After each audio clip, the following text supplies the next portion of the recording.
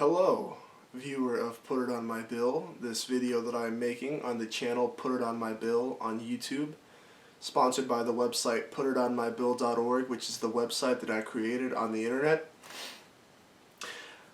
It's Bill, and I want to welcome you to what will hopefully be a new series on the channel.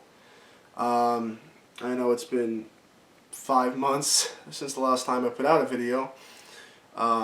And suddenly I'm dropping something new on you. So I hope you enjoy it.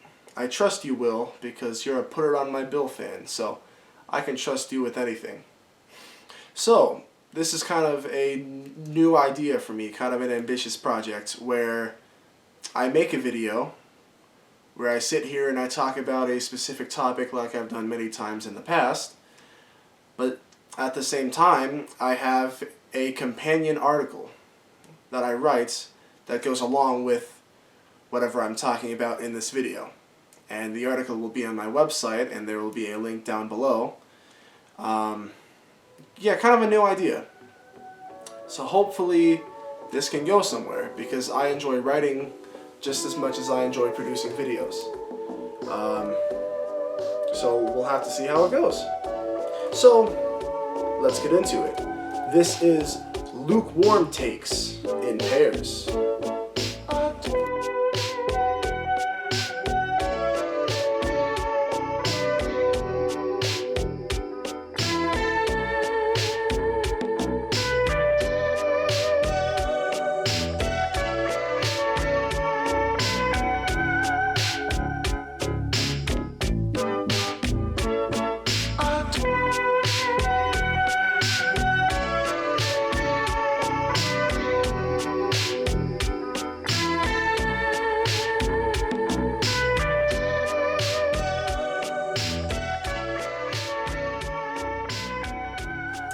Have you ever been browsing on a Saturday night, browsing through YouTube, and you see a pixel art of a retro-looking, but at the same time futuristic-looking city?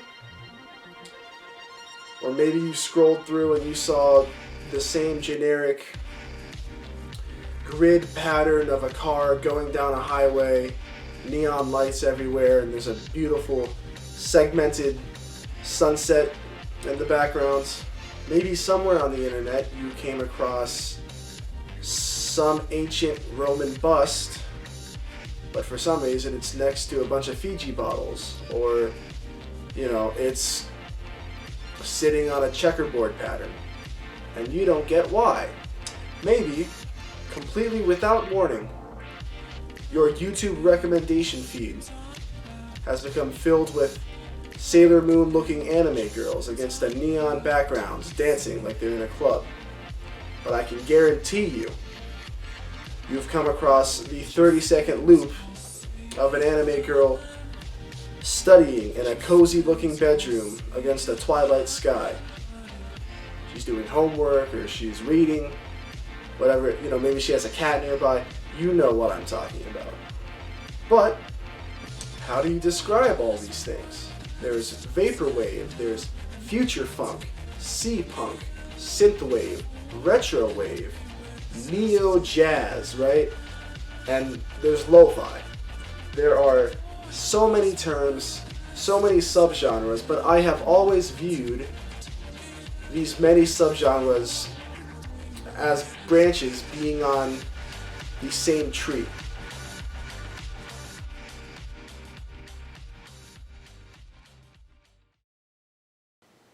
Alternative neo-internet electronica.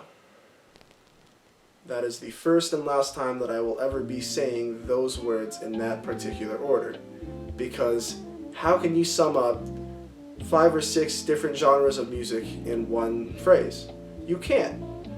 But somehow, some way, these are all part of the same family. The nerds and the neckbeards, who are all purists, they can probably insist that, oh, these are all very, very different genres of music with very different themes and sounds and aesthetics. But we don't do neckbeards here at Put It On My Bill, because we're all Chads. Because really, these genres all have a lot in common. They have an audience usually with people around my generation, usually sad, lonely, pretentious people like me. They have the retro themes of the 1980s and 1990s, the serene and calming VHS aesthetic. That's whatever genre it is, they can bring it to the table, you know, and they can make you feel a way that maybe you just need to feel, or you're having a hard time feeling without it. It's something magical. It is something very, very hard to capture in words and concepts. It's more of just there. It's more just there. 4 years ago, I was a narcissistic, depressed, deep thinker who worked in an office, and I lived in a small, cramped apartment, and I was the target audience for music like this. It felt like it was catered to me. The sorrowful sounds and the themes just spoke to where I was at that point in my life. And we are all about reminiscing about the past here at Put It On My Bill, because we are far too terrified of the future. So if you're like me, sit back, relax, crack open a beverage, put the AC on, roll down the windows, and listen for 5 to 10 minutes to a 20-something loser stutter about music that you probably don't even care about.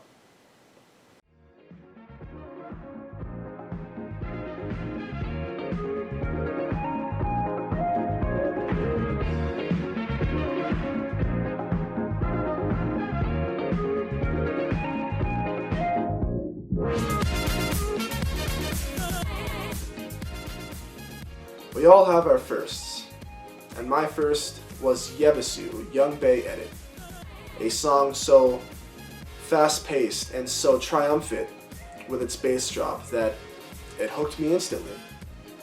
I heard it, and I just had this feeling like I want to hear more of this. And from there, I just dropped right down the rabbit hole. I started aimlessly browsing the recommendations on YouTube. I went to Bandcamp, and I downloaded whatever looked like it might be good based on the album artwork. And I would just stay up until the morning, just downloading stuff. And to this day, I still have this huge album of music from Bandcamp. When I switched over to Spotify, I kept my iTunes around just for that music. And it's been with me since. And obviously, when you think of Vaporwave, we all think of the same song. Say it with me now because it's a really long title. Lisa Frank 420/Modern Computing by Macintosh Plus from the Floral Shop album. You know the one, I know the one. It played at the beginning of this video. And there's a lot of really talented Vaporwave artists, you know. We have Architecture in Tokyo. We have Paul Mall, Abelard, Luxury Elite.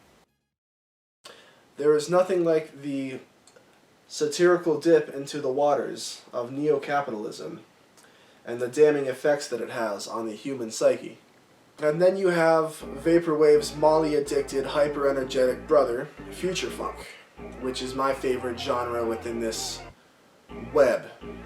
Skylar Spence and Young Bay have really broken out into the mainstream, which is amazing because they started in this small community of guys who made future funk. But then you have so many guys that I can name. You have Night Tempo, Super Sex 420, Macross 8299, She Said Disco, Moe Shop, who is my homie. So much good stuff.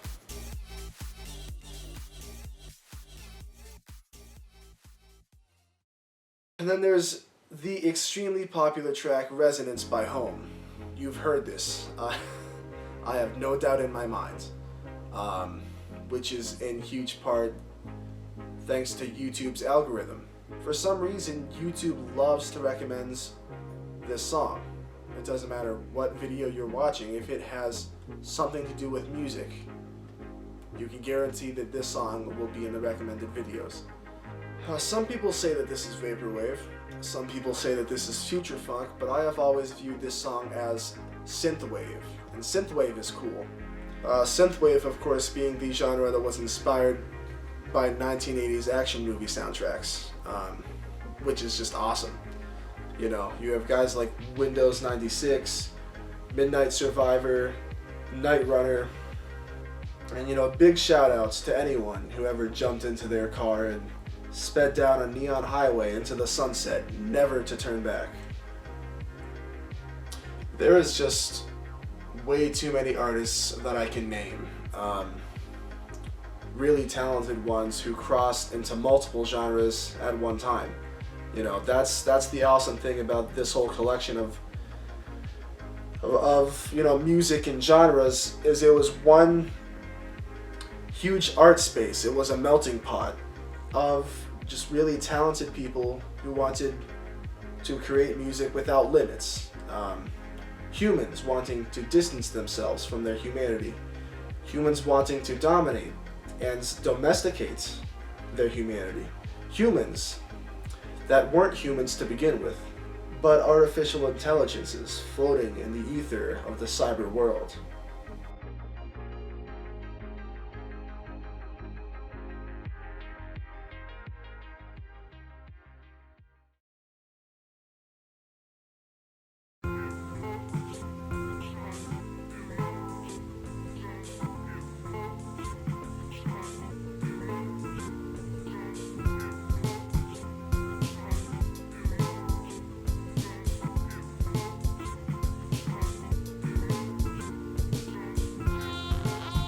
In my small Arizona town, in my small apartment, working in that small office, little Bill had this place that he would go to in his head. It was a place that magically solved all of his problems, that answered all the questions, and simplified everything that was in his head. It was a place that he would go to when he wanted to feel like he belonged, and when he wanted to feel like he knew what he was meant for. That place was New York City. The dirty, stinking islands of concrete and bitterness. I'm not sure what it was, but it just worked for me. And young Bill wanted nothing more than to cram himself into an even smaller apartment and to work overnight on a dock with people who didn't speak any English, and to scream from the rooftops at this huge city, speaking to nobody about nothing at all. And then I heard an album called Escape to New York by Ursula's Cartridges, where somebody shared the same idealized thoughts as I did.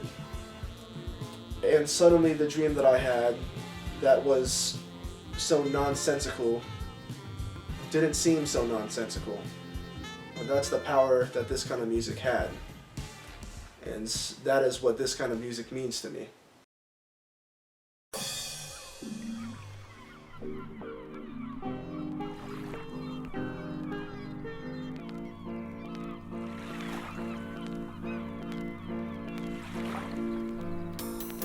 When it comes to exclusively Vaporwave themed albums, my personal favorite has to be Cerubi Spirit by Riverwave. There is some kind of dreaminess in being lost at sea that this album somehow, some way is able to capture.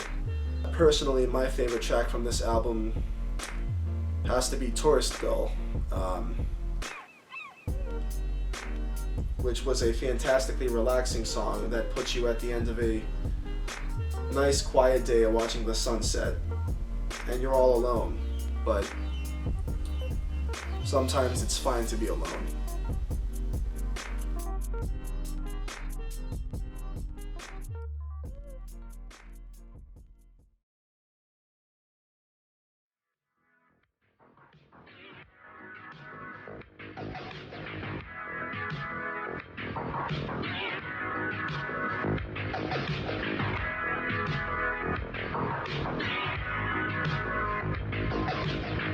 Moving away from my favorite Vaporwave album and moving on to what is easily one of my favorite albums of all time.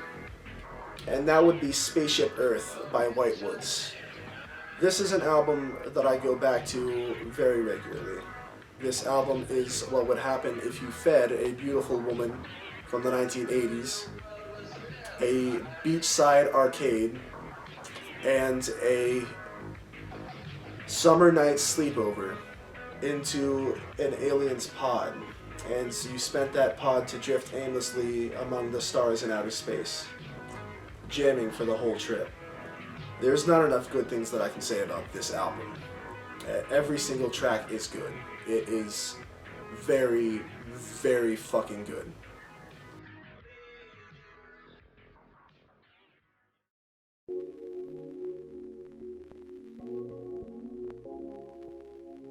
And today the genre of music that most people tend to lean towards is lo-fi.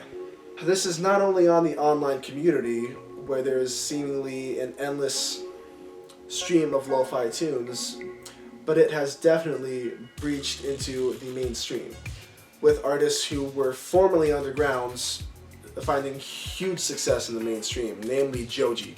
What I think about lo-fi is that it is an easily digestible genre. It is very simple, very formulaic, so formulaic that you could make a lo-fi track right now if you really wanted to. This doesn't mean it's bad by any means, but you kind of always know what you're going to get into. I think without a doubt this is a genre that broke ground a long time ago, but since then has become very oversaturated, and I think that is its greatest weakness. You know, there are still fantastic artists that specialize in lo-fi. I think Ginseng is great. You know, we have Joji again, who is superb at what he does. There's just a lot of fat on this piece of meat, wherein it could be a whole lot leaner. If that makes any sense. Is that a metaphor that makes any sense? Probably not. I don't know, man. I just wanted to take some time to pay my respects to a community and a wide field of genres of music that did me a lot of good in my life. What did I call it earlier? I already forget. Neo, electronic, alternative, whatever, has been more than a genre, but a movement that has, without a doubt, shook my generation to its core, has made a lasting impact on the music that my generation is going to go forth and make. And I think that's just rad. I really do. These days in the hot summer sun and the cool summer breeze, when I need to escape 2020 and the anxiety and fears that I have, I can put on this music and I'm in 2016 trying to escape the anxieties and fears that I have. It's not much, but it's enough for me. Nothing really changes except for the feelings that you are feeling right now. That is the only thing that you really have any control over. And music helps that. Is that the moral of this video?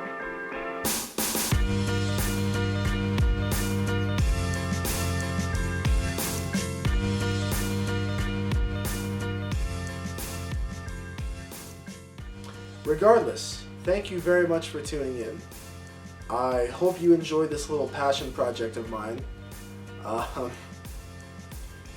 This entire thing the YouTube channel, the website. This is all a passion project of mine, so, you know, as usual, thank you for being a part of it in whatever small way you are.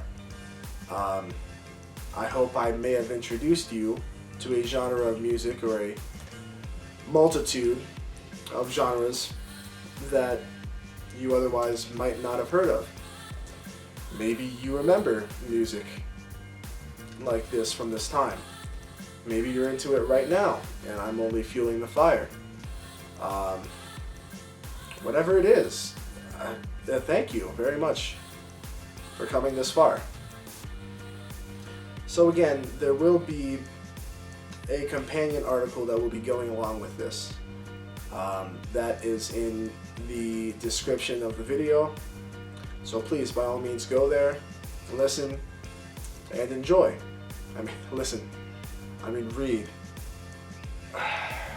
It's like, what time is it? It's almost 3 in the morning.